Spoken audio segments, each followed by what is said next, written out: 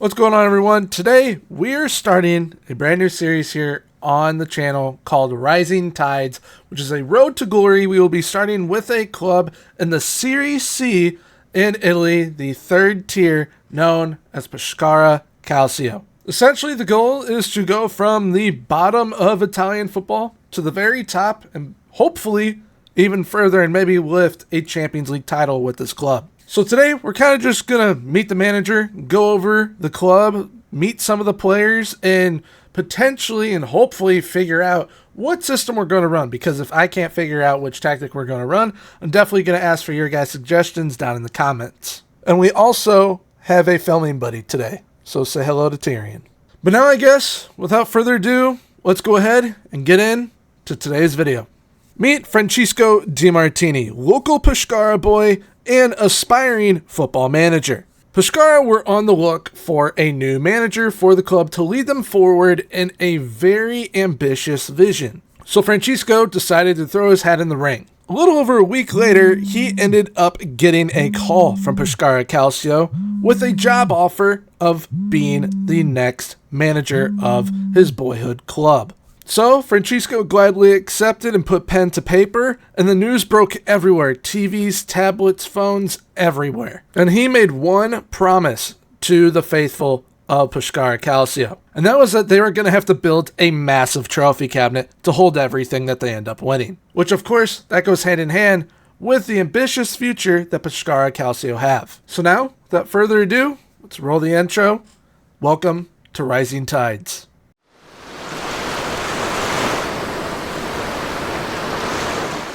All right, so here we are with NFM at Delfino Pescara Calcio. That is the full name, actually. Delfino Pescara 1936, which their logo, as we can see, is a dolphin. It's actually pretty cool. I've always been really intrigued by this club. Finally, glad that I do get to manage this club, as this is the club that you guys all decided to pick within the poll for this series. As we can see here, Mr. Francesco Di Martini is in charge, ready to get the ball rolling. The one thing that I noticed, like off the rip, is that we don't have a full staff, so we're definitely going to be looking to bring in some coaches, whether it be fitness coaches, goalkeeping, general type coaches.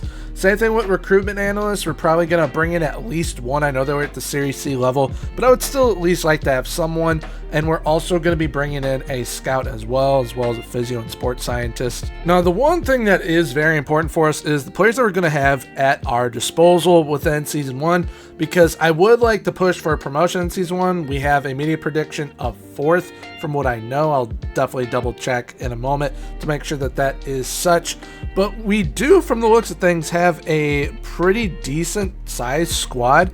And ability-wise, we do have some pretty good players, although one of our best players is out on loan, and he is on a transfer away at the end of the season, which actually that has led us to having a transfer budget off the rip, which once again, we'll get into that in a moment.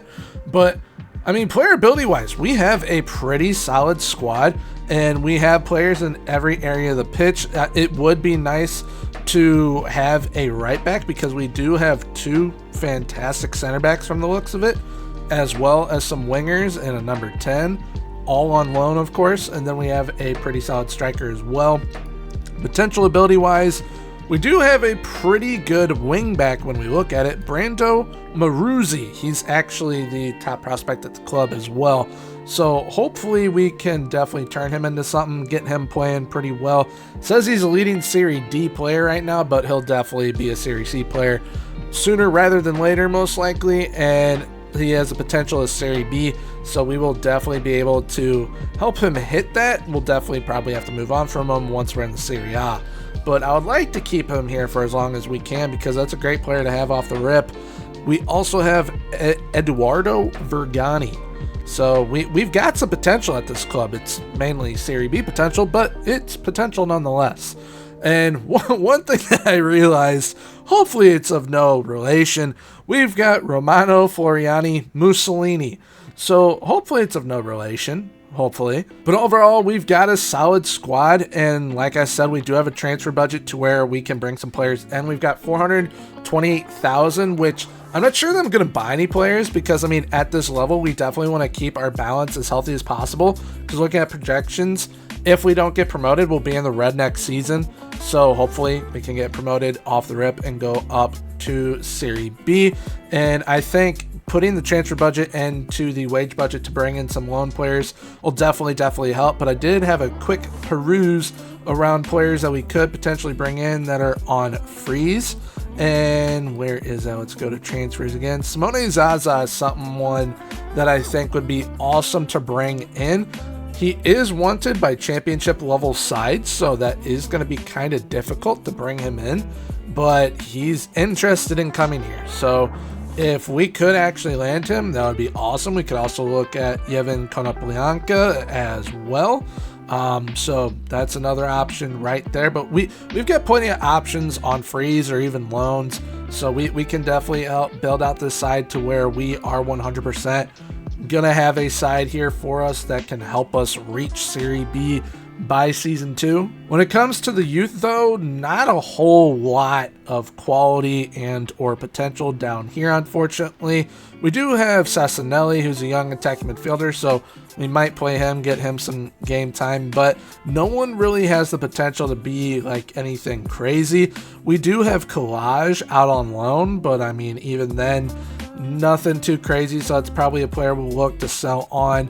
U18, same situation, no one really too crazy coming through. But I mean, for a Serie C level to have facilities like this, I'll definitely take it. We're definitely going to need to improve it, especially our youth recruitment, because you can get very good Italian new gens. So I hope with us improving that throughout time, we can potentially have a wonder kid come through our ranks. But before we get into the tactical side of things, looking at the positions that we have available to us, it seems like we can almost play anything. It seems that way anyways. I definitely think that we will probably have to play a 3 in the back type system at first, maybe something safe like a 4-4-2. Thankfully, I do have tactics to where we will be able to do that, and hopefully they can help us get to where we want to be. All right, so I've kind of gone over the tactics I think that we could implement potentially. So we have a 3-4-3, my 3-4-3 green arrow, which allows us to utilize wingers, a 10 as well, wing backs, and we have the players to be able to do something like this. The only thing that kind of concerns me is that we probably don't have an elite level Segundo Volante for this level, so that's probably a position that we will be looking to get, because not only in this one is there Segundo Volante, but option number 2 with the 4-4-2 Ironhide also utilizes a Segundo Volante, which I think with this system, it's probably the safest one for us to play. Like we have players that can play all the roles. I'm glad that Milani can play as an inverted wingback. Same with Maruzzi to some extent as well, which obviously will be able to improve him due to him being so young. We've got inverted fullbacks also. The ball-playing defenders may have to switch to central defenders just because they probably don't have that pretty good, I'd say, not even elite, just pretty good ball-playing level. So we might have to switch to central defenders. But this is probably going to be the safest system for us to play through season 1, and we have the players to be able to do it off the rip. I think if we brought in someone like Zaza, it would definitely put us over the top, because we would have an incredible striker up there with the strikers that we already have. But the other tactic is my asymmetric 4-2-3-1 target practice, which for those of you that watch the streams over on Twitch, we already know how good this tactic is, and I definitely think that this is the tactic that we kind of want to aim towards, to being able to have a team to play with this. And we can do it season 1. We 100% can. It's just, I'm not sure how confident I would be with it, because it is a, I guess you can say, aggressive type tactic, but it's very good with counterattacking, which is something that we will need to have to our advantage at this level, because I mean we're not at the Serie A level obviously, so we're not going to be having the elite of elite players. But if we can have a side that can play a system like this off the rip, that'd be awesome. But I'm kind of leaning towards this 4-4-2 off the rip, just because it is the safest bet. So I'm gonna go ahead, put the players in, see how this looks, and have a tweak of things as well. All right, so this is, in my opinion, our best 11 for this tactic. One thing that I was just looking at, Brasco, for this level, decent ball playing defender. Very decent ball playing defender. He can't dribble for anything, so that's a problem. But passing ability wise, definitely a decent ball playing defender. Same with Meshik. He can definitely dribble much, much better. He actually knows how to dribble, whereas our other center back has no idea that that's even a thing with his forward dribbling. So hopefully we could rack ball playing defenders. Definitely let me know down in the comments if you think that we should rack central defenders instead of ball playing defenders just to be safe. But otherwise, we have some pretty good midfielders, honestly. We do have players that are usually better further up the pitch, playing a little bit deeper, but they can do it. And when I was looking at them, they can do a pretty good job of it, like Mr. Acernero. There we go, Acernero. He's very, very solid for this level, and he has the potential to be a Serie A standard player. We have him on loan from Genoa, so maybe this is a player that we try and look into securing on another loan if we do go up. But from what we can tell, he's definitely better further up, although I definitely think playing him as a winger a little bit deeper will be good for us. And the reason why I want to play a little bit safer season 1 is just to ensure that we definitely 100% chance have the ability to go up.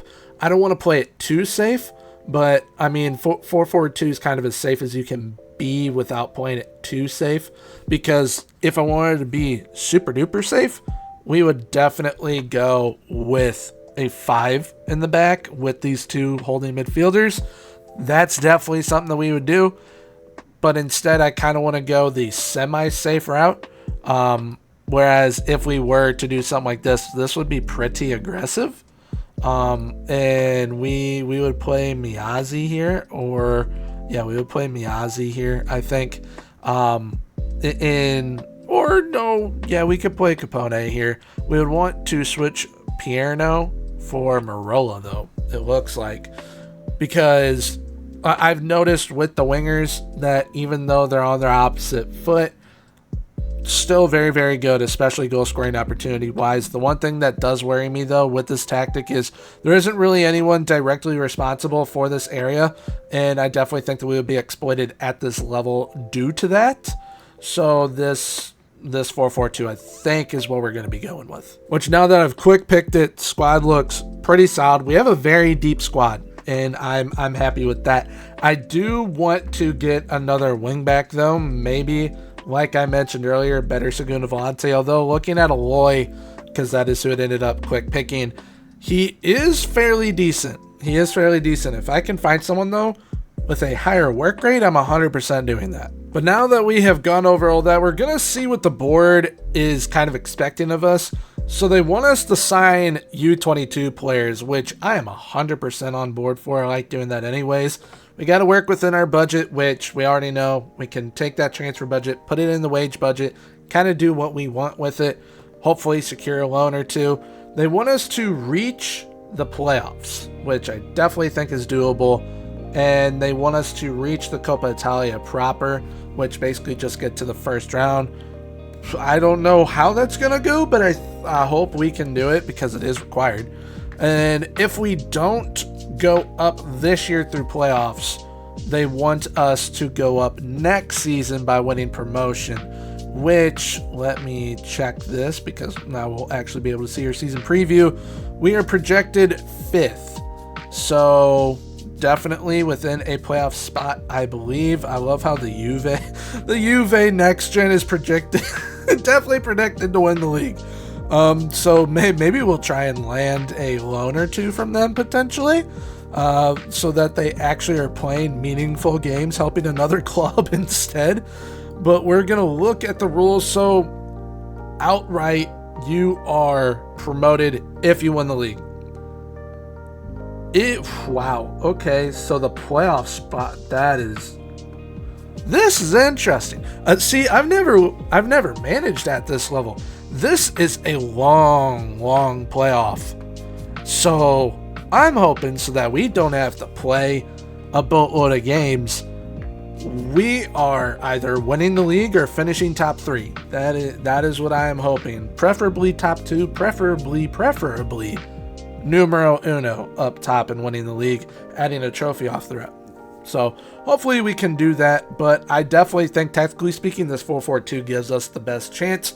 Let me know down in the comments, though, what you guys are thinking. Which one of these tactics would you rock? That 3 in the back, 4-4-2, or even the target practice 4-2-3-1?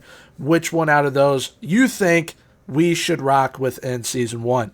But all right, that is going to do it for the first episode. Just kind of wanted to get into things. Next episode will be out on Monday. That is when we're going to get into our first 2 games with the club. Once I kind of get some feedback from you guys and we figure out what tactic we want to go with, I'm definitely going to be looking at loan signings as well and potentially scheduling some friendlies to help make us a little bit of money to help us financially.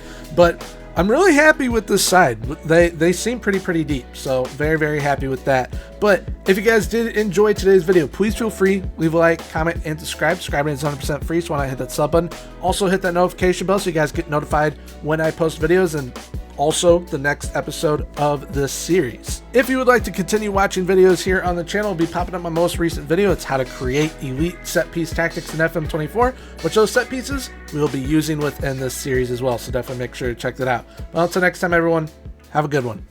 Bye-bye.